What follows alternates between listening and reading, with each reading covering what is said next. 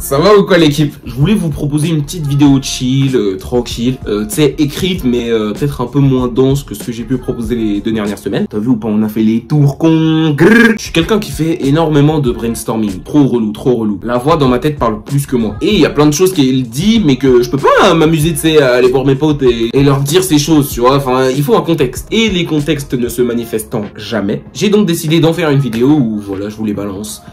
Vous en faites ce que vous voulez. Est-ce qu'on s'est déjà réellement posé? Et on est arrivé, on s'est posé la question, c'est quoi l'amour? On en est entouré, c'est ça qui fait que la Terre tourne. Pour moi, l'amour, c'est... bah... le contraire de la haine. La définition de beaucoup, ça va être quelque chose qui te dépasse en fait. Tu ne peux pas faire autrement, juste il y a une chose, un animal, une personne qui t'attire et tu ne peux pas t'en empêcher. Moi je peux pas croire en ça. Comment peut-il y avoir une force supérieure qui s'empare de toi, de ton cœur et qui te fait... Non, je peux pas y croire. Crary, l'amour c'est le souffle d'Aquilian. Il vient, il te frappe et t'as même pas ton mot à dire genre. Et en même temps... Quoi, wesh, faut suivre hein. Et en même temps je te dis ça mais c'est pas très cohérent. Je pourrais me contredire. Je crois que c'était Dausi, il disait un truc comme ça. Il disait tu sais ouais il y a des proches qui m'ont trahi, tout ça, c'est des fils de pute, mais je vous aime encore. Je te dis la vérité, il y a des gens je leur parle même plus, je les aime encore. Sur la mec je les aime, des fils de pute. Quand j'aime bien quelqu'un on l'aime bien toute la vie. J'ai l'impression de me reconnaître dans ça. Après, bon, il n'y a jamais réellement eu quelqu'un qui m'a trahi, tu vois ce que je veux dire. Ah, jusqu'à preuve du contraire, je suis pas encore un rappeur. Mais en fait, je crois l'amour, c'est juste une question d'attachement, en vrai. Si tu passes 30 jours en coloc avec la plus belle fille du monde, tu vas tomber amoureux d'elle. Même si on part du principe qu'au départ, voilà, tu la trouves juste belle physiquement, mais qu'à l'intérieur, elle est insupportable. Tu passes 30 jours avec elle, non-stop, tu vas t'attacher à elle, et même à ses défauts, à son insupportabilité. Et comme de base, tu la trouvais belle, bah tu vas tomber amoureux, non?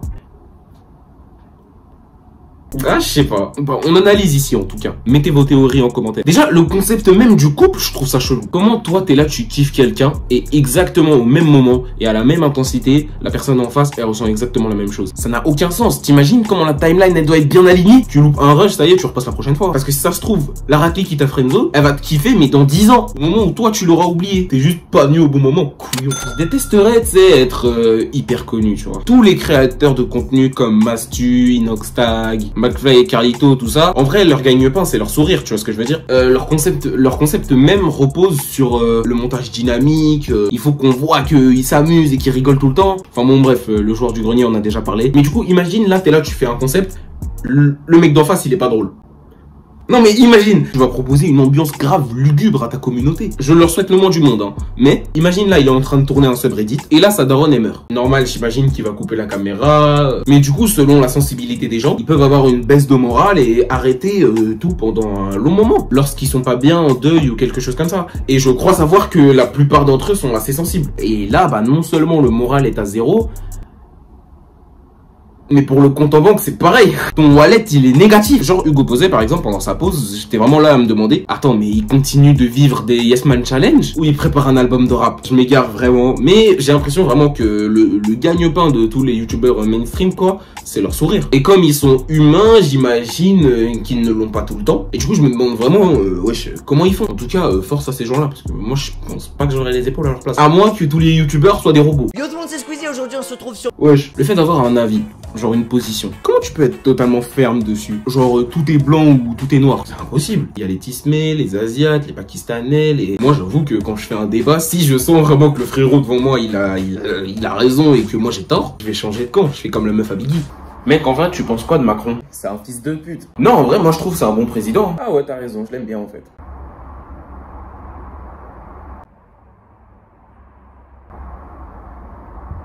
Bah... Quoi? Sœur?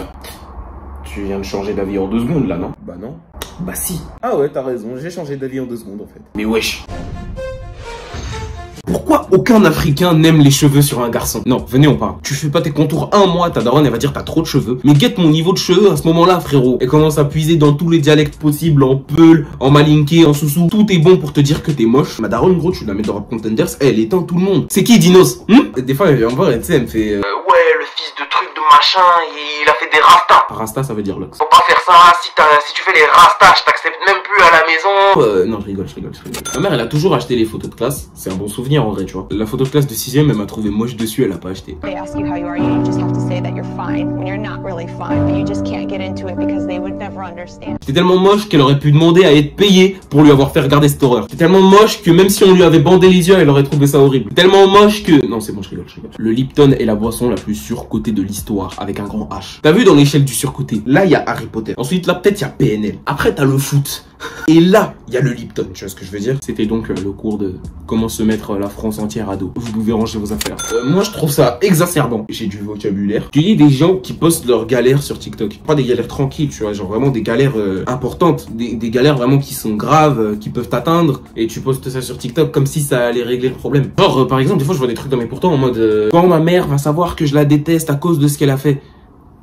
Enfin, je veux dire, très bien, je peux pas me permettre de critiquer étant donné que j'ai 2 bêtes de parents qui m'aiment, que j'aime, en bonne santé et en vie. Mais pourquoi t'en parles sur TikTok? Vraiment, c'est une question que je te pose en tant que personne qui n'a pas encore ton point de vue. Vraiment, je comprends pas là, en fait. Limite, tu me fais de la peine. Genre, j'ai envie d'aider tous ces gens parce que non seulement t'es en galère de dépression, etc. Mais en plus, t'as personne à qui en parler parce que tu vas pas me faire croire que t'as des vrais amis. Si tu te permets de confier tous tes états d'âme les plus tristes à TikTok, tu te filmes en train de pleurer, tu postes. J'ai rien contre ça, je vous jure. Mais c'est juste que je comprends pas. Est-ce que t'es pas tombé dans une matrice v'là bizarre où les réseaux sociaux sont devenus ton refuge à la réalité? Il y a un truc que j'ai oublié de préciser dans mon développement. Oui, j'ai une tête de cul. Qu'est-ce qu'il y a? C'est comme ça que je fais du montage. C'est comme ça que je suis le mieux. Mais en gros, je voulais dire que quand tu fais un TikTok pour parler de ta situation extrêmement compliquée, en chantant jusqu'à ce que je die de gazo, c'est encore pire parce que tu prends en dérision ce qui t'arrive. Et si t'avais ne serait-ce qu'une seule mini ambition, que des gens puissent te prendre au sérieux et que tu puisses te confier à quelqu'un, bah là, c'est complètement dead. Parce que comment tu veux qu'on te prenne au sérieux alors que même toi, ce qui t'arrive, t'en rigoles. Bref.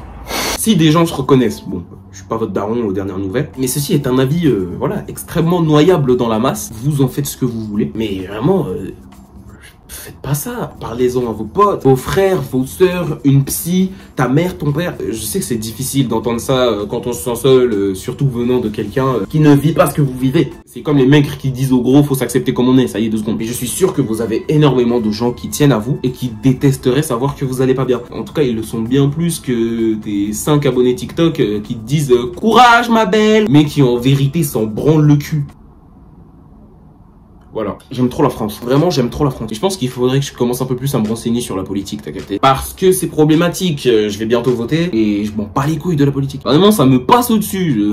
Mes potes l'année dernière, dès qu'ils parlaient des élections, je sortais mon téléphone, je jouais à Clash Royale. Ce que je savais en gros de gros, c'est qu'il y avait un mec qui a un fait spécial de sa vie, à part une vidéo avec les 2 plus grands bolos de France. Mais tout le pays veut sa peau. Plus 3 racistes, la maire de Paris et un écolo qui fait pitié. Et je sais que c'est beaucoup plus profond que ça. Et c'est pour ça qu'il faudrait que je me renseigne sur la vie politique de mon pays. Parce que moi, vraiment, je considère que la France est mon pays. Même si certains pensent pas pareil. Mais après, je suis pas aidé aussi. Je vais au bled, j'entendrai minimum une fois: les Français, ils sont bons qu'à se plaindre. Ils sont jamais contents. Comme je vois un peu les choses d'une manière extérieure, étant donné que je me renseigne pas sur la politique, je suis un peu d'accord. Déjà, je sais même pas c'est quoi la droite et la gauche. Si tu fais un jeu de mots sur la droite et la gauche, c'est toi qui vas recevoir une droite. À chaque fois que je demande, on me dit la droite, c'est les racistes et la gauche, c'est les autres. Non, ouais, c'est quoi la gauche? C'est juste les pas racistes. N'hésitez pas à m'expliquer un peu tout ça. Je trouve qu'on a été extrêmement sérieux dans cette vidéo. Au moment où je l'ai écrit, ça ne semblait pas tant que ça. En tout cas, c'est la fin de ces petites remarques. J'espère que ça vous a plu et que au moins il y en aura au moins une d'entre elles que tu auras trouvé pertinente. Abonnez-vous aussi là. Je vois vous me faites des vues, vous me faites du bon watch time. Mouah, bisous, merci. Mais commencez à vous abonner aussi. Au revoir. Au revoir. Au revoir. Au revoir.